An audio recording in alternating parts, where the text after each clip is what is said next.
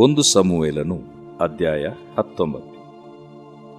ಸೌಲನು ದಾವೀದನನ್ನು ಕೊಲ್ಲಬೇಕೆಂದು ತನ್ನ ಮಗನಾದ ಯೋನಾತಾನನಿಗೂ ಎಲ್ಲಾ ಪರಿವಾರದವರಿಗೂ ಆಜ್ಞಾಪಿಸಿದನು. ಆದರೆ ಯೋನಾತಾನನು ದಾವೀದನನ್ನು ಬಹಳವಾಗಿ ಪ್ರೀತಿಸುತ್ತಿದ್ದನು. ಆದದರಿಂದ ಅವನು ದಾವೀದನಿಗೆ, ನನ್ನ ತಂದೆಯಾದ ಸೌಲನು ನಿನ್ನನ್ನು ಕೊಲ್ಲಬೇಕೆಂದಿರುತ್ತಾನೆ, ನೀನೂ ಜಾಗರೂಕತೆಯಿಂದಿರು. ನಾಳೆ ಬೆಳಿಗ್ಗೆ ಒಂದು ಗುಪ್ತ ಸ್ಥಳದಲ್ಲಿ ಅಡಗಿಕೊಂಡಿರು. ನೀನು ಅಡಗಿಕೊಂಡಿರುವ ಹೊಲಕ್ಕೆ ನಾನೂ ಬಂದು ನನ್ನ ತಂದೆಯ ಬಳಿಯಲ್ಲಿ ನಿಂತು ನಿನ್ನ ವಿಷಯ ಅವನೊಡನೆ ಮಾತಾಡಿ ಗೊತ್ತಾಗುವುದನ್ನು ನಿನಗೆ ತಿಳಿಸುವೆನು ಎಂದು ಹೇಳಿದನು. ತರುವಾಯ ಅವನು ತನ್ನ ತಂದೆಯ ಮುಂದೆ ದಾವೀದನನ್ನು ಹೊಗಳಿ, ಒಡೆಯನು ತನ್ನ ಸೇವಕನಾದ ದಾವೀದನಿಗೆ ಅನ್ಯಾಯ ಮಾಡದಿರಲಿ. ಅವನು ನಿನಗೆ ದ್ರೋಹ ಮಾಡಲಿಲ್ಲ. ಅವನು ಮಾಡಿದ್ದೆಲ್ಲವೂ ನಿನ್ನ ಹಿತಕ್ಕಾಗಿಯೇ. ತನ್ನ ಜೀವವನ್ನು ಕೈಯಲ್ಲಿ ಹಿಡಿದುಕೊಂಡು ಹೋಗಿ ಆ ಫಿಲಿಸ್ಟಿಯನನ್ನು ಕೊಂದನು. ಯೆಹೋವನು ಇಸ್ರಾಯೇಲ್ಯರಿಗೆ ಮಹಾಜಯವನ್ನುಂಟು ಮಾಡಿದನು. ನೀನು ಅದನ್ನು ನೋಡಿ ಸಂತೋಷಪಟ್ಟಿಯಲ್ಲ. ದಾವೀದನನ್ನು ನಿಷ್ಕಾರಣವಾಗಿ ಕೊಂದು ನಿರ್ದೋಷಿಯ ರಕ್ತವನ್ನು ಸುರಿಸಿದ ಅಪರಾಧಕ್ಕೆ ನೀನೇಕೆ ಗುರಿಯಾಗುತ್ತೀ ಅಂದನು. ಸೌಲನು ಯೋನಾತಾನನ ಮಾತುಗಳನ್ನು ಲಾಲಿಸಿ, ಯೆಹೋವನಾಣೆ, ಅವನನ್ನು ಕೊಲ್ಲುವುದಿಲ್ಲ ಎಂದು ಪ್ರಮಾಣ ಮಾಡಿದನು.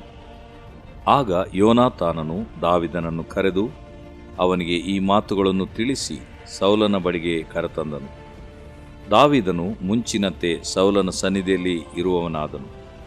ಫಿಲಿಸ್ಟಿಯರು ತಿರುಗಿ ಯುದ್ಧಕ್ಕೆ ಬರುವಲ್ಲಿ ದಾವೀದನು ಹೋಗಿ ಅವರೊಡನೆ ಯುದ್ಧ ಮಾಡಿ ಅವರನ್ನು ಪೂರ್ಣವಾಗಿ ಸೋಲಿಸಿ ಓಡಿಸಿಬಿಟ್ಟನು. ಒಂದು ದಿವಸ ಸೌಲನು ಕೈಯಲ್ಲಿ ಈಟಿಯನ್ನು ಹಿಡಿದುಕೊಂಡು ತನ್ನ ಮನೆಯಲ್ಲಿ ಕೂತುಕೊಂಡಿದ್ದಾಗ ಯೆಹೋವನಿಂದ ಕಳುಹಿಸಲ್ಪಟ್ಟ ದುರಾತ್ಮವು ಅವನ ಮೇಲೆ ಬಂದಿತು. ಅವನು ಒಡನೆ ಕಿನ್ನರೆಯನ್ನು ಬಾರಿಸುತ್ತಿದ್ದ ದಾವೀದನನ್ನು ಗೋಡೆಗೆ ಹತ್ತಿಕೊಳ್ಳುವಂತೆ ತಿವಿಯಬೇಕೆಂದು ತನ್ನ ಈಟಿಯನ್ನು ಎಸೆದನು.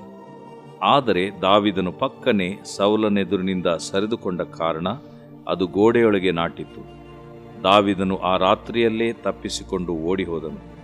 ಸೌಲನು ಕೂಡಲೇ ದೂತರನ್ನು ಕರೆಸಿ ದಾವೀದನ ಮನೆಯ ಸುತ್ತಲೂ ಹೊಂಚು ಹಾಕಿ ಅವನನ್ನು ಬೆಳಗಾಗುವಷ್ಟರಲ್ಲಿ ಕೊಂದು ಹಾಕಬೇಕೆಂದು ಆಜ್ಞಾಪಿಸಿ ಕಳುಹಿಸಿದನು.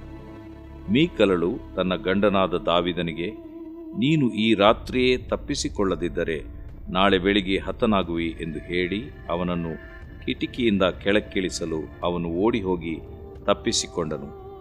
ಅನಂತರ ಆಕೆಯು ಪೂಜೆಯ ಬೊಂಬೆಯನ್ನು ತಂದು ಹಾಸಿಗೆಯ ಮೇಲೆ ಮಲಗಿಸಿ ಅದರ ಮುಖದ ಮೇಲೆ ಮೇಕೆ ಕೂದಲಿನಿಂದ ಹೆಣೆದ ಜಾಲರಿಯನ್ನು ಹಾಕಿ ಕಂಬಳಿಯನ್ನು ಹೊದಿಸಿದಳು. ಸೌಲನ ದೂತರು ದಾವೀದನನ್ನು ಹಿಡಿಯುವುದಕ್ಕೆ ಬಂದಾಗ ಅವಳು ಅವನಿಗೆ ಸ್ವಸ್ಥವಿಲ್ಲವೆಂದು ಹೇಳಿ ಕಳುಹಿಸಿದಳು. ಸೌಲನು ತಿರುಗಿ ತನ್ನ ಆಳುಗಳಿಗೆ, ನೀವು ಹೋಗಿ ನೋಡಿ ದಾವೀದನನ್ನು ಹಾಸಿಗೆಯೊಡನೆ ನನ್ನ ಬಳಿಗೆ ತೆಗೆದುಕೊಂಡು ಬನ್ನಿರಿ, ಕೊಂದು ಹಾಕುತ್ತೇನೆ ಎಂದು ಆಜ್ಞಾಪಿಸಿದನು. ಅವರು ಹೋಗಿ ನೋಡಲು ಮುಖದ ಮೇಲೆ ಮೇಕೆ ಕೂದಲಿನಿಂದ ಹೆಣೆದ ಜಾಲರಿಯುಳ್ಳದ್ದಾಗಿ ಹಾಸಿಗೆಯ ಮೇಲಿರುವುದು ಒಂದು ಬೊಂಬೆ ಎಂದು ತಿಳಿದು ಬಂದಾಗ ಸೌಲನು ಮೀಕಲಳಿಗೆ, ನೀನು ನನ್ನನ್ನು ವಂಚಿಸಿದ್ದೇಕೆ? ನನ್ನ ಶತ್ರುವನ್ನು ಕಳುಹಿಸಿ ಅವನು ತಪ್ಪಿಸಿಕೊಳ್ಳುವಂತೆ ಮಾಡಿದೆಯಲ್ಲ ಎನ್ನಲು ಆಕೆಯು ಅವನಿಗೆ, ನನ್ನನ್ನು ಕಳುಹಿಸದಿದ್ದರೆ ನಿನ್ನನ್ನು ಕೊಂದು ಬಿಡುತ್ತೇನೆಂದು ಅವನು ನನಗೆ ಹೇಳಿದನು ಅಂದಳು. ದಾವೀದನು ತಪ್ಪಿಸಿಕೊಂಡು ರಾಮದಲ್ಲಿದ್ದ ಸಮುವೇಲನ ಬಳಿಗೆ ಬಂದು ಸೌಲನು ತನಗೆ ಮಾಡಿದ್ದೆಲ್ಲವನ್ನೂ ತಿಳಿಸಿದನು. ಅವರಿಬ್ಬರೂ ಹೋಗಿ ಅಲ್ಲಿನ ಮಠದಲ್ಲಿ ವಾಸವಾಗಿದ್ದರು. ದಾವೀದನು ರಾಮದ ಮಠದಲ್ಲಿರುವುದು ಸೌಲನಿಗೆ ಗೊತ್ತಾಗಲು ಅವನು ಅವನನ್ನು ಹಿಡಿದು ತರುವುದಕ್ಕಾಗಿ ಆಳುಗಳನ್ನು ಕಳುಹಿಸಿದನು. ಅವರು ಹೋಗಿ ಅಲ್ಲಿನ ಪ್ರವಾದಿ ಸಮೂಹವು ಪರವಶವಾಗಿ ಮಾತಾಡುವುದನ್ನೂ ಸಮುವೇಲನು ಅವರ ನಾಯಕನಾಗಿ ನಿಂತಿರುವುದನ್ನೂ ಕಂಡಾಗ ದೇವರ ಆತ್ಮವು ಅವರ ಮೇಲೆಯೂ ಬಂದಿತು. ಅವರೂ ಪರವಶರಾಗಿ ಮಾತಾಡತೊಡಗಿದರು. ಸೌಲನಿಗೆ ಈ ವರ್ತಮಾನವು ಮುಟ್ಟಿದಾಗ ಅವನು ಬೇರೆ ಆಳುಗಳನ್ನು ಕಳುಹಿಸಿದನು. ಇವರು ಪರವಶರಾದರು. 3ನೇ ಸಾರಿ ಇನ್ನೂ ಕೆಲವು ಮಂದಿ ಆಳುಗಳನ್ನು ಕಳುಹಿಸಿದನು. ಇವರೂ ಪರವಶರಾದರು. ಆಗ ಸೌಲನು ತಾನೇ ರಾಮಕ್ಕೆ ಹೋಗಬೇಕೆಂದು ಹೊರಟು ಸೇಕೂವಿನಲ್ಲಿರುವ ದೊಡ್ಡ ಬಾವಿಯ ಬಳಿಗೆ ಬಂದು ಸಮುವೇಲ ದಾವೀದರು ಎಲ್ಲಿರುತ್ತಾರೆಂದು ವಿಚಾರಿಸಲು ಜನರು ರಾಮದ ಮಠದಲ್ಲಿದ್ದಾರೆಂದು ಉತ್ತರ ಕೊಟ್ಟರು. ಅವನು ಅಲ್ಲಿಂದ ರಾಮದ ಮಠಕ್ಕೆ ಹೋಗುವಾಗ ದೇವರ ಆತ್ಮವು ಅವನ ಮೇಲೆಯೂ ಬಂದಿತು. ಅವನು ಆ ಊರನ್ನು ಮುಟ್ಟುವವರೆಗೆ ಪರವಶನಾಗಿ ಮಾತಾಡುತ್ತಾ ಹೋದನು. ಅಲ್ಲಿಗೆ ಸೇರಿದ ಮೇಲೆ ಅವನೂ ತನ್ನ ಬಟ್ಟೆಗಳನ್ನು ತೆಗೆದುಹಾಕಿ ಸಮುವೇಲನ ಮುಂದೆ ಪರವಶನಾಗಿ ಮಾತಾಡುತ್ತಾ ಆ ದಿನ ಹಗಲಿರುಳು ಬೆತ್ತಲೆಯಾಗಿ ಬಿದ್ದುಕೊಂಡಿದ್ದನು. ಆದದರಿಂದ ಸೌಲನೂ ಪ್ರವಾದಿಗಳಲ್ಲಿದ್ದಾನೋ ಎಂಬ ಗಾದೆಯುಂಟಾಯಿತು. ದೇವರು ಪ್ರೀತಿಸುವ ಪ್ರೀತಿಯ ಬಿಗ್ ಜೆ ಟಿವಿ ಪ್ರಿಯ ವೀಕ್ಷಕರಿಗೆ ನಮ್ಮ ಕರ್ತನಾದ ಯೇಸು ಕ್ರಿಸ್ತನ ಹೆಸರಿನಲ್ಲಿ ವಂದಿಸಿ ಆಹ್ವಾನಿಸುತ್ತಿದ್ದೇವೆ. ಇಂದಿನ ನಮ್ಮ ಅಧ್ಯಯನಕ್ಕಾಗಿ. ಇಂದಿನ ನಮ್ಮ ಅಧ್ಯಯನ ಯಾವುದಂತ ಹೇಳಿದರೆ ಮೊದಲನೇ ಸಮುವೇಲ 19ನೇ ಅಧ್ಯಾಯ, the first book of Samuel chapter 19. 18ನೇ ಅಧ್ಯಾಯದಲ್ಲಿ ನಡೆದಂಥದ್ದು ಬಹಳ ಆಳವಾದಂಥ, ಅಗಮ್ಯವಾದಂಥ, ಆತ್ಮೀಯವಾದಂಥ, ಅದೇ ಸಂದರ್ಭದಲ್ಲಿ ಆತ್ಮೀಕವಾದಂಥ ಒಂದು ಅನುಭವ. ಹೌದು, ಯೋನಾಥಾನನ ಪ್ರಾಣವು ದಾವೀದನ ಪ್ರಾಣದೊಂದಿಗೆ ಒಂದಾಯಿತು. ಇಂಥ ಅನುಭವ ಭೂಲೋಕದಲ್ಲಿರುವಂಥ ವಿಶ್ವಾಸಿಗಳಿಗೆ, ಜನರಿಗೆ ಭಾಳ ಅಪೂರ್ವವಾದಂಥ ಒಂದು ಅನುಭವ. ಆದರೆ ಬೈಬಲ್ ಆಧಾರಿತವಾದಂಥ ಒಂದು ಅನುಭವವಿದು. ಇದನ್ನು ಹೊಸ ಒಡಂಬಡಿಕೆಯಲ್ಲಿ ಕೂಡ ನಾವು ನೋಡಿಕೊಳ್ತೇವೆ ಸ್ವಲ್ಪ ಮಟ್ಟಿಗೆ. ಆದರೆ ಭಾಳ ಗಂಭೀರವಾದಂಥ ಒಂದು ಅನುಭವ. ಒಂದು ಸರಿ ಪೌಲನು ತನ್ನ ಬಗ್ಗೆ ಹೇಳುವಾಗ ಈ ರೀತಿಯಾಗಿ ಹೇಳ್ತಾನೆ. 2ನೇ ಕೊರಿಂಥ 7ನೇ ಅಧ್ಯಾಯ 13ನೇ ವಚನ ನಿಮಗಾಗಿ ಓದ್ತೀನಿ, ಅದರಲ್ಲಿ ನೀವು ಅರ್ಥ ಮಾಡ್ಕೋಬೋದು. ಅದು ಸ್ವಲ್ಪ ಸಸ್ಪೆನ್ಸ್ ಆಗಿ ಇಟ್ಟಿದ್ದೇನೆ.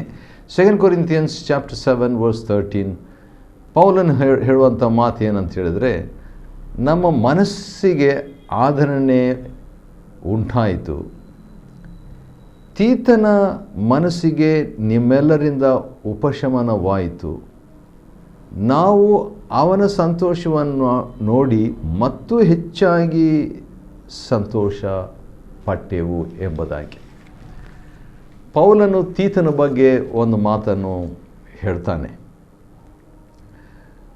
ಮತ್ತು ಇನ್ನೊಂದು ಕಡೆ ಇನ್ನೊಂದು ಮಾತನ್ನು ಹೇಳ್ತಾನೆ. ಇನ್ನೂ ಸ್ವಲ್ಪ ಅದು ಮೊದಲನೇ ಸಮುವೇಲ 18ರಲ್ಲಿ ನೋಡಿದಂಥ ಒಂದು ಅನುಭವ ಇಲ್ಲಿ ನಾವು ನೋಡ್ತೇವೆ. 2ನೇ ಕೊರಿಂಥ 2ನೇ ಅಧ್ಯಾಯದ 13ನೇ ವಚನದಲ್ಲಿ, ಆದರೂ ನನ್ನ ಸಹೋದರನಾದ ತೀತನು ನನಗೆ ಸಿಕ್ಕಲಿಲ್ಲವಾದ ಕಾರಣ, ಮುಂದೆ ಏನಿರ್ಬೋದು, ತೀತನು ನನಗೆ ಸಿಕ್ಕಲಿಲ್ಲವಾದ ಕಾರಣ ನನ್ನ ಆತ್ಮಕ್ಕೆ ಉಪಶಮನವಿಲ್ಲದೆ, ಪೌಲನ ಆತ್ಮಕ್ಕೆ ಉಪಶಮನ ಇರಲಿಲ್ವ? ಎಲೆ ಕಷ್ಟಪಡುವವರೇ, ಹೊರೆ ಹೊತ್ತವರೇ, ನೀವೆಲ್ಲರೂ ನನ್ನ ಬಳಿಗೆ ಬಂದ್ರಿ, ನಾನು ನಿಮಗೆ ಉಪಶಮನ, ವಿಶ್ರಾಂತಿ, ಶಲೋಮ್ ಕೊಡ್ತೀನಿ ಎಂಬುದಾಗಿ ಹೇಳಿದಂಥ ಅನುಭವ ಹೌದು ದೇವರಿಂದ. ಆದರೂ ಅದೇ ಸಂದರ್ಭದಲ್ಲಿ ಭೂಲೋಕದಲ್ಲಿ ದೇವರು ಇಂಥ ಸಂಬಂಧಗಳನ್ನು ಕೂಡ ಇಟ್ಟಿದ್ದಾನೆ, ಅನುಮತಿಸಿದ್ದಾನೆ. ಆದರೆ ಅಪರೂಪವಾಗಿ ವಿಶ್ವಾಸಿಗಳು ಅಂಥ ಅನುಭವಕ್ಕೆ ಹೊಂದುತ್ತಾರೆ ಅಥವಾ ಹೊಂದದೇ ಹೋಗಿರ್ತಾರೆ. ಸರಿ, ಅವರಿಬ್ಬರು ಒಂದೇ ಆತ್ಮವಾಗಿ, ಒಂದೇ ಪ್ರಾಣವಾಗಿ ಪ್ರೀತಿಸಿದರು, ಯೋನಾಥಾನನು ಮತ್ತು ದಾವಿದನು. ಆ ಪ್ರೀತಿಯನ್ನು ವ್ಯಕ್ತಪಡಿಸುವ ಹಾಗೆ ಆ ಒಬ್ಬನೊಬ್ಬರು ತನ್ನ ಪ್ರಾಣದಂತೆ ಪ್ರೀತಿಸಿದ್ದರಿಂದ ಅವನೊಡನೆ ಒಡಂಬಡಿಕೆಯನ್ನು ಮಾಡಿಕೊಂಡನು. ಇದು ಒಡಂಬಡಿಕೆಯ ಸಂಬಂಧ, ಒಡಂಬಡಿಕೆಯ ಅನುಭವ. ಹೌದು,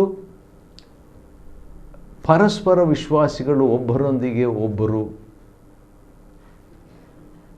ಒಡಂಬಡಿಕೆ ಮಾಡಿಕೊಳ್ಳುವಂಥದ್ದು ಇದೆ. ದೇವರು ನಮ್ಮೊಂದಿಗೆ ಒಡಂಬಡಿಕೆ ಮಾಡಿಕೊಂಡಂಥ ಅನುಭವ ಕೂಡ ಇದೆ. ಲಕ್ಷಾಂತರ ಜನರು ವಿಶ್ವಾಸಿಗಳು ಇಸ್ರಾಯೇಲ್ನಲ್ಲಿದ್ದರು ದಾವಿದನಿಗೆ. ಯಾಕೆ? ದಾವಿದನ 7 ಜನ ಅಣ್ಣಂದಿರು ಕೂಡ ಇದ್ದರು, ತಂದೆ ತಾಯಿ ಇದ್ದರು, ಸಂಬಂಧಿಕರಿದ್ದರು. ಹಾಗಿದ್ದರೂ ಕೂಡ ಒಡಂಬಡಿಕೆ ಎಲ್ಲರ ಜೊತೆಯಲ್ಲಿ ಒಡಂಬಡಿಕೆಯ ಅನುಭವ ಎಲ್ಲರ ಜೊತೆಗೆ ಇರಲಿಕ್ಕೆ ಆಗಲ್ಲ. ದೇವರು ನಡೆಸಬೇಕು, ಆ ಪ್ರೀತಿ ಇರಬೇಕು, ಒಡಂಬಡಿಕೆಯ ಒಂದು ಒಪ್ಪಂದ ಒಮ್ಮನಸ್ಸು ಇರಬೇಕು. ಭಾಳ ಇಂಪಾರ್ಟೆಂಟ್. ನಾನು ಭಾಳ ಕಷ್ಟಕರವಾದಂಥ ಒಂದು ಅನುಭವ ಭೂಲೋಕದಲ್ಲಿ ನಾನು ಕಂಡಂಥದ್ದು ಏನಂತ ಹೇಳಿದ್ರೆ, ಇಬ್ಬರು ವ್ಯಕ್ತಿಗಳು ಒಂದಾಗೋದು ಭಾಳ ಕಷ್ಟಕರವಾದಂಥದ್ದು. ಆದರೆ ಅವರಿಬ್ಬರು ಒಂದು ಮನಸ್ಸಾಗಿಬಿಟ್ರೆ ದೊಡ್ಡ ಅದ್ಭುತ. ಸರಿ, ಯೋನಾತಾನನು ದಾವೀದನನ್ನು ಬಹಳವಾಗಿ ಪ್ರೀತಿಸ್ತಾ ಇದ್ದುದರಿಂದ ಅವನು ಹೋಗಿ ದಾವೀದನು ಪರವಾಗಿ ತಂದೆ ಹತ್ರ ಮಾತಾಡ್ತಾನೆ ರೀ, ಸೌಲನ ಹತ್ರ. ಯಾಕಂದರೆ ಸೌಲನು ದಾವೀದನನ್ನು ಕೊಂದುಬಿಡಬೇಕು ಎಂಬುದಾಗಿ ಯತ್ನಿಸಿ ಕಡೆಗೆ ಅವನು ದಾವೀದನು ಹೆದರಿಬಿಡ್ತಾನೆ, ಓಡೋಗ್ಬಿಡ್ತಾನೆ. ಹಾಗಿದ್ದಾಗ ದಾವೀದನು ಏನೂ ಅನ್ಯಾಯ ಮಾಡಲಿಲ್ಲಲ್ಲ ಎಂಬುದಾಗಿ ದಾವೀದನ ಪರವಾಗಿ ಯೋನಾತಾನನು ತಂದೆ ಹತ್ರ ಮಾತಾಡಿದಾಗ ಸುಮ್ಮನೆ ದಾವೀದನನ್ನು ನಿಷ್ಕಾರಣವಾಗಿ ಕೊಂದು ನಿರ್ದೋಷಿಯ ರಕ್ತವನ್ನು ಸುರಿಸಿದ ಅಪರಾಧಕ್ಕೆ ಅಪ್ಪ ನೀನೇ ಯಾಕೆ ಗುರಿಯಾಗುತ್ತಿ ಎಂಬುದಾಗಿ ಮೊದಲನೇ ಸಮುವೇಲ 19:5 ಮಗನು ತಂದೆಗೆ ಅಡ್ವೈಸ್ ಕೊಡ್ತಾನೆ ರೀ. ಒಳ್ಳೆಯ ಒಬ್ಬ ಯೋನಾತಾನನಂದರೆ ಯೆಹೋವನಿಂದ ಕೊಡಲ್ಪಟ್ಟವನು, ಕೊಡುಗೆಯಾಗಿ ಯೆಹೋವನ ಅನುಗ್ರಹ, ದೇವರ ಅನುಗ್ರಹದಿಂದ ದೊರೆತ ಮಗನು ಎಂಬುದಾಗಿ ಸೌಲನು ಯೋನಾತಾನಿಗೆ ಹೆಸರಿಟ್ಟಿದ್ದನು.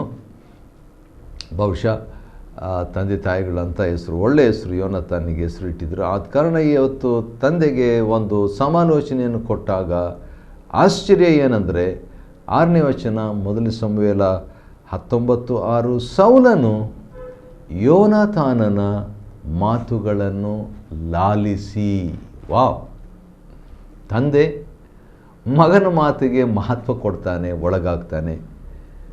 ಆನಂತರ ಒಂದು ತೀರ್ಮಾನ ತಗೊಳ್ತಾನೆ, ಒಳ್ಳೆಯ ತೀರ್ಮಾನ, ದೊಡ್ಡ ತೀರ್ಮಾನ. ಏನು ತೀರ್ಮಾನ? ಯೆಹೋವನ ಆಣೆ, ದಾವೀದನನ್ನು ಕೊಲ್ಲುವುದಿಲ್ಲ ಎಂದು ಪ್ರಮಾಣ ಮಾಡಿದನು.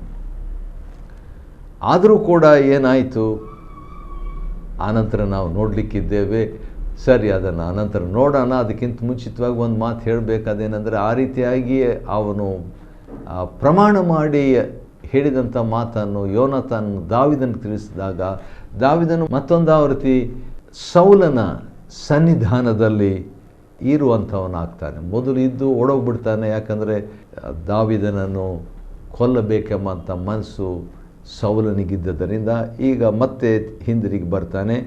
ಅಷ್ಟರೊಳಗೆ ಫಿಲಿಸ್ಟಿಯರು ತಿರುಗಿ ಯುದ್ಧಕ್ಕೆ ಬಂದಾಗ ದಾವೀದನೇ ಹೋಗಿಬಿಟ್ಟು ಅವರ ಮೇಲೆ ಸಂಪೂರ್ಣ ಜಯ ಸಾಧಿಸ್ತಾನೆ.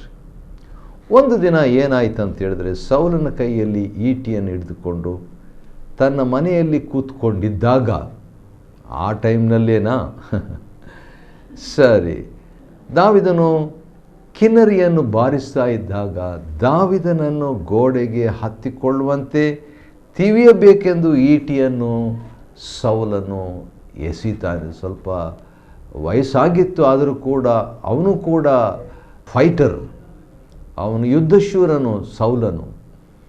ಗೋಲಿಯಾತನಿಗೆ ಹೆದರಿಬಿಟ್ಟ. ಆದರೆ ಯಾಕಂದರೆ 1 by 1 ಇತ್ತಲ್ವ, ಅದು ಒಬ್ಬೊಬ್ಬರಾಗಿ ಎದುರಿಸಬೇಕಾಗಿತ್ತು. ಆದರೆ ಇಂದು ಏನು ಮಾಡ್ತಾನೆ, ಅವನು ದಾವೀದನನ್ನು ಕೊಲ್ಲಬೇಕಂತ ಈಟಿಯನ್ನು ಎಸೆದಾಗ ದಾವೀದನು ಸರಿದುಕೊಂಡ ಕಾರಣ, ಸರಿದುಕೊಂಡ ಕಾರಣ 10ನೇ ವಚನ, ಆ ಈಟಿಯು ಗೋಡೆಯೊಳಗೆ ನಾಟಿತು. ಓಹ್, ಎಂಥ ಒಂದು ಅನುಭವ! ಸೌಲನು ಕೂಡಲೇ ಆಗೇನಾಗ್ಬಿಡ್ತದೆ, ದಾವೀದನ ರಾತ್ರಿಯಲ್ಲೇ ತಪ್ಪಿಸ್ಕೊಂಡು ಓಡೋಗ್ಬಿಡ್ತಾನೆ. ಆದರೆ ಸೌಲನ್ನು ಬಿಡಬೇಕಲ್ಲ, ಸೌಲನು ಕೂಡಲೇ ತನ್ನ ದೂತರನ್ನೆಲ್ಲ ಕಳಿಸ್ಬಿಟ್ಟು ದಾವೀದನ ಮನೆಯ ಸುತ್ತಲೂ, ಅಳಿಯನ ಮನೆಯಲ್ಲಿ ಹೋಗಿ ಅವನನ್ನು ಅರೆಸ್ಟ್ ಮಾಡಬೇಕು ಅಂತ ಹೇಳ್ಬಿಟ್ಟು ಕಾಯ್ತಾ ಇದ್ದಾಗ ಹೆಂಡತಿ ಮೀಕಲು, ಅವಳು ಸ್ವಲ್ಪ ಬುದ್ಧಿವಂತೆ, ಆಕೇನು ಮಾಡಿಬಿಡ್ತಾಳೆ, ಗಂಡನನ್ನು ಕಿಟಕಿಯೊಳಗಿಂದ, ದಾವಿದನನ್ನು ಕಿಟಕಿಯೊಳಗಿಂದ ಇಳಿಸ್ಬಿಟ್ಟು ತಪ್ಪಿಸ್ಕೊಂಡು ಓಡಿ ಹೋಗುವಂತೆ ಮಾಡಿಬಿಡ್ತಾಳೆ. ದಾವಿದನು ಓಡೋಗ್ಬಿಡ್ತಾನೆ. ಆದರೆ ಸೌಲನ ಕಡೆಯವರು ಬಂದುಬಿಟ್ಟು ಬಿಡೋದಿಲ್ಲ. ಮತ್ತೆ ಕೇಳ್ತಾರೆ, ದಾವಿದನು ಎಲ್ಲಿ ಅಂತ ಹೇಳ್ಬಿಟ್ಟು. ಯಾವುದೋ ಒಂದು ಗೊಂಬೆ ಥರ ಅದು ಪೂಜೆಯ ಬೊಂಬೆಯನ್ನು ತಗೊಂಡು ಬಂದು ದಾವಿದನ ಥರ ಮಲಗಿಸ್ಬಿಟ್ಟು ಅದಕ್ಕೆ ಒಂದು ಶೀಟ್ ಓದಿಸ್ಬಿಟ್ಟು ಹಾಸಿಗೆಯಲ್ಲಿ ಮಲಗಿರುವಂತೆ ಮಾಡಿಬಿಡ್ತಾಳೆ.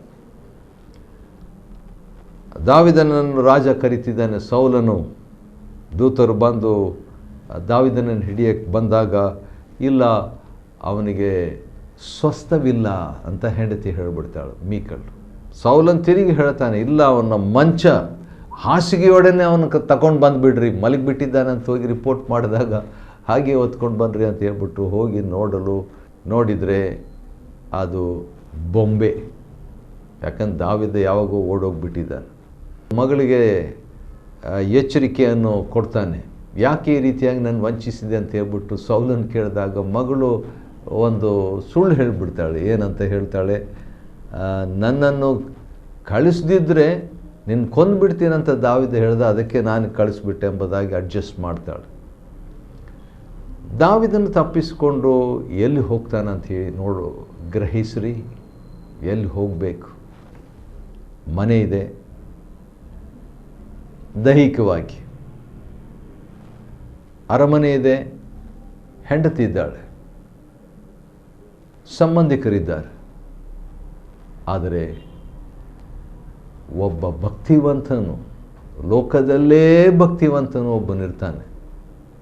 ತನ್ನನ್ನು ಅರಸನನ್ನಾಗಿ ಅಭಿಷೇಕಿಸಿದವನೊಬ್ಬರಿದ್ದಾನೆ, ಅವನ ಹತ್ರ ಹೋಗ್ತಾನೆ. ಹೌದು, ಸಮುವೇಲನ ಬಳಿಗೆ ಬಂದು ಸೌಲನು ತನಗೆ ಮಾಡಿದ್ದೆಲ್ಲವನ್ನು ತಿಳಿಸ್ತಾನೆ ದಾವಿದನು. ಅವರಿಬ್ಬರೂ ಹೋಗಿ ಅಲ್ಲಿ ರಾಮದಲ್ಲಿ, ರಾಮ ಅಂತ ಹೇಳಿದರೆ ಉನ್ನತ, ಎತ್ತರ, ಹೈಟ್. ಆ ರಾಮದಲ್ಲಿ, ಯಾಕಂದರೆ ಸಮುವೇಲನು ರಾಮದಲ್ಲಿ ಒಂದು ಮನೆ ಇತ್ತು, ರಾಮದಲ್ಲಿ ಅವನು ವಾಸ ಮಾಡ್ತಿದ್ದಾನೆ, ರಾಮ ಊರಿನಲ್ಲಿ. ಆದ ಕಾರಣ ರಾಮದಲ್ಲಿ ಒಂದು ಮಠ ಇತ್ತು, ಆ ಮಠದಲ್ಲಿ ಇಬ್ಬರು. ಹಾಗಾದರೆ ಭೂಲೋಕದಲ್ಲಿ ಅತ್ಯಂತ ಭಕ್ತಿವಂತರಾದ ಇಬ್ಬರು ವ್ಯಕ್ತಿಗಳು ಸಮುವೇಲನು ಮತ್ತು ದಾವಿದನು ಒಂದೇ ಮಠದಲ್ಲಿರ್ತಾರೆ. ವಾವ್! ಸಹೋದರರು ಒಂದಾಗಿರುವುದು ಎಷ್ಟೋ ರಮ್ಯವಾದದ್ದು. ಆ ವಾಕ್ಯ ನನಗೆ ನೆನಪಿಗೆ ಬರ್ತಿದೆ. ಆ ವಾಕ್ಯವನ್ನು ಓದಲಿಕ್ಕೆ ಇಷ್ಟಪಡ್ತೇನೆ. Psalm 133 and verse 1. ಸಹೋದರರು ಒಂದಾಗಿರುವುದು ಎಷ್ಟೋ ಒಳ್ಳೆಯದು, ಎಷ್ಟೋ ರಮ್ಯವಾದದ್ದು. ಅಲ್ಲಿ ಅಭಿಷೇಕ ಇದೆ, ಅಲ್ಲಿ ಆಶೀರ್ವಾದ ಇದೆ, ಅಲ್ಲಿ ಜೀವ ಇದೆ. ಈ ಮೂರು ಇದೆ ಅಂತ ಸೈತಾನಿಗೆ ಗೊತ್ತು. ಅದಕ್ಕೆ ಸಹೋದರರು ಅಥವಾ ಸಹೋದರಿಯರು ಒಂದಾಗಿ ಇರಲಿಕ್ಕೆ ಅವನು ಬಿಡೋದಿಲ್ಲ. ನಾವು ಹೋರಾಡಬೇಕು. ನಾವು ಹೋರಾಡೋದು ಮನುಷ್ಯ ಮಾತ್ರದವರೊಂದಿಗೆ ಅಲ್ಲ. ಕೆಲವು ಸಾರಿ ಕುಟುಂಬಗಳಲ್ಲಿ ಕೂಡ ವಿಷಾದಕರವಾದ ಸಂಗತಿ ಈ ಒಮ್ಮನಸ್ಸು ಇಲ್ಲದಂಥ ಪರಿಸ್ಥಿತಿ. ಆದರೆ ಇಲ್ಲಿ ಒಬ್ಬ ಸೀನಿಯರ್ ಸಮುವೇಲನು, ಒಬ್ಬ ಜೂನಿಯರ್ ದಾವಿದನು ಸೇರಿದರು. ಇವ್ರ ಜೊತೆಯಲ್ಲಿ ಯೋನಾತಾನನು ಬಂದುಬಿಟ್ಟಿದ್ರೆ ಇನ್ನೂ ಚೆನ್ನಾಗಿರ್ತಿತ್ತು. ಆದರೆ ಅವನು ಅರಮನೆಯಲ್ಲಿದ್ದಾನೆ, ಇವರು ಮಠದಲ್ಲಿದ್ದಾರೆ. ಹೆಂಡತಿನೂ ಅರಮನೆಯಲ್ಲಿದ್ದಾಳೆ ಮತ್ತು ದಾವಿದನ ಸಹೋದರರು, ಅಣ್ಣಂದರು ಊರಲ್ಲಿದ್ದಾರೆ, ಮನೆಯಲ್ಲಿದ್ದಾರೆ. ಆದ ಕಾರಣ ಇವರಿಬ್ಬರು ಮಠದಲ್ಲಿದ್ದಾರೆ ಅಂತ ಹೇಳ್ಬಿಟ್ಟು ಸೌಲನಿಗೆ ಗೊತ್ತಾಗ್ಬಿಡ್ತು ನ್ಯೂಸ್. ಅವನನ್ನು ಹಿಡಿದು ತರುವುದಕ್ಕೆ ಆಳುಗಳನ್ನು ಕಳಿಸ್ತಾನೆ, ಸಿಪಾಯಿಗಳನ್ನು ಕಳಿಸ್ತಾನೆ. ಆಳುಗಳನ್ನು ಕಳುಹಿಸಿದನು. ಅವರು ಹೋಗಿ, ಯಾರು? ಸಿಪಾಯಿಗಳು ಹೋಗಿ, 100 ಜನ ಇದ್ದಿರ್ಬೋದು, ಎಷ್ಟು ಜನ ಇದ್ರೂ ಗೊತ್ತಿಲ್ಲ, ಸುಮಾರು 100 ಅಂತ ಇಟ್ಕೊಳ್ಳೋಣ. 100 ಸಿಪಾಯಿಗಳು ಹೋಗಿ ಅಲ್ಲಿನ ಪ್ರವಾದಿ ಸಮೂಹವು ಪರವಶವಾಗಿ ಮಾತಾಡುವುದನ್ನು, ಅಂದರೆ ಏನಾಯ್ತು ಅಂತ ಹೇಳಿದ್ರೆ, ಸಮುವೇಲನು ಮಠದಲ್ಲಿ ಒಂದು ಬೈಬಲ್ ಕಾಲೇಜನ್ನು ನಡೆಸ್ತಿದ್ದ. ಹಾಗಾದರೆ ಸಮುವೇಲನು ಹೌದು ಪ್ರವಾದಿ, ಸಮುವೇಲನು ಹೌದು ಯಾಜಕನು, ಹೌದು ಸಮುವೇಲನು ಕಿಂಗ್ ಮೇಕರ್, ರಾಜರನ್ನು ಅಭಿಷೇಕಿಸುವವನು, ಹೌದು ಸಮುವೇಲನು ನ್ಯಾಯಸ್ಥಾಪಕನು, ಜಡ್ಜ್, ಹೌದು ಸಮುವೇಲನು ವಿಜ್ಞಾಪಿಸುವವನು. ಇಲ್ಲಿ ನೋಡಿದರೆ ಅವನು ಒಬ್ಬ ಪ್ರಿನ್ಸಿಪಾಲ್ನೂ ಆಗಿದ್ದನು ಬೈಬಲ್ ಕಾಲೇಜಿಗೆ ಅಥವಾ ಪ್ರವಾದಿ ಮಂಡಳಿಗೆ, ಸ್ಕೂಲ್ ಆಫ್ ಪ್ರಾಫಿಟ್ಸ್, ಆ ಒಂದು ಪ್ರವಾದಿಗಳ ಸಮೂಹ ಶಾಲೆಗೆ ಈತನು ನಾಯಕನಾಗಿದ್ದನು. ಈಗೇನಾಗ್ತದೆ, ಭಾಳ ವಿಚಿತ್ರವಾದಂಥ ಒಂದು ಅನುಭವ ನೋಡ್ರಿ.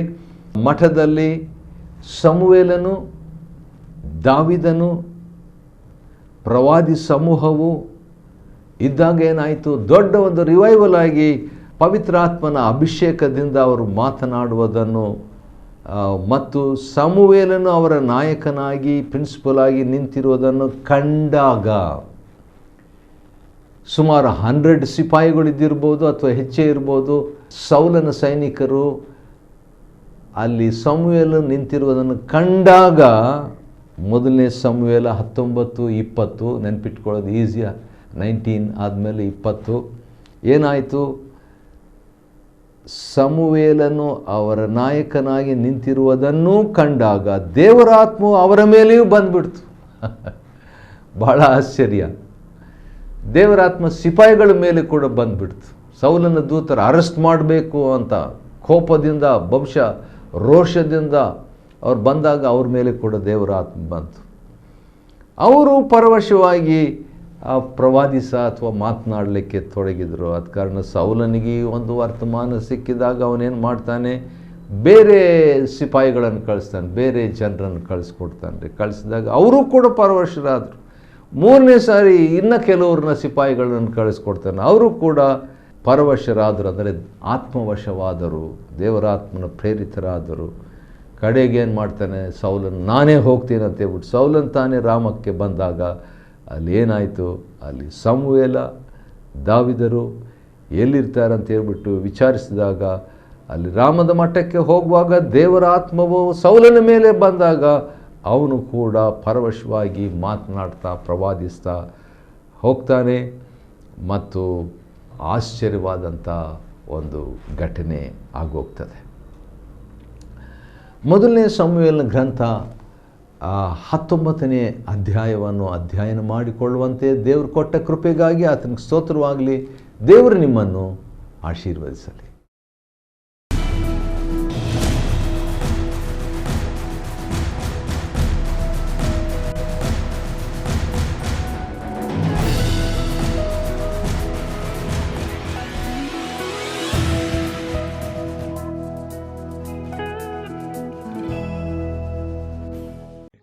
Chapter 19. And Saul spake to Jonathan his son, and to all his servants, that they should kill David. But Jonathan Saul's son delighted much in David. And Jonathan told David, saying, Saul my father seeketh to kill thee. Now therefore, I pray thee, take heed to thyself until the morning, and abide in a secret place, and hide thyself. And I will go out and stand beside my father in the field where thou art, and I will commune with my father of thee, and what I see, that I will tell thee. And Jonathan spake good of David unto Saul his father, and said unto him, Let not the king sin against his servant, against David, because he hath not sinned against thee, and because his works have been to thee ward very good. For he did put his life in his hand, and slew the Philistine, and the Lord wrought a great salvation for all Israel. Thou sawest it, and didst rejoice. Wherefore then wilt thou sin against innocent blood, to slay David without a cause? And Saul hearkened unto the voice of Jonathan. And Saul sware, As the Lord liveth, he shall not be slain. And Jonathan called David, and Jonathan shewed him all those things. And Jonathan brought David to Saul, and he was in his presence, as in times past. And there was war again, and David went out and fought with the Philistines, and slew them with a great slaughter, and they fled from him. And the evil spirit from the Lord was upon Saul, as he sat in the house with his javelin in his hand. And David played with his hand. And Saul sought to smite David even to the wall with the javelin, but he slipped away out of Saul's presence, and he smote the javelin into the wall, and David fled and escaped that night. Saul also sent messengers unto David's house to watch him and to slay him in the morning. And Michal, David's wife, told him, saying, If thou save not thy life tonight, tomorrow thou shalt be slain. So Michal let David down through a window, and he went and fled and escaped. And Michal took an image and laid it in the bed, and put a pillow of goat's hair for his bolster, and covered it with a cloth. And when Saul sent messengers to take David, she said, He is sick. And Saul sent the messengers again to see David, saying, Bring him up to me in the bed, that I may slay him. And when the messengers were come in, behold, there was an image in the bed, with a pillow of goat's hair for his bolster. And Saul said unto Michal, Why hast thou deceived me so, and sent away mine enemy, that he is escaped? And Michal answered Saul, He said unto me, Let me go, why should I kill thee? So David fled and escaped, and came to Samuel to Ramah, and told him all that Saul had done to him. And he and Samuel went and dwelt in Naioth. And it was told Saul, saying, Behold, David is at Naioth in Ramah.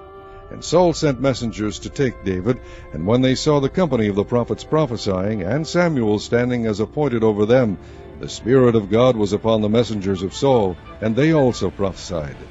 And when it was told Saul, he sent other messengers, and they prophesied likewise. And Saul sent messengers again the third time, and they prophesied also. Then went he also to Ramah, and came to a great well that is in Sechu.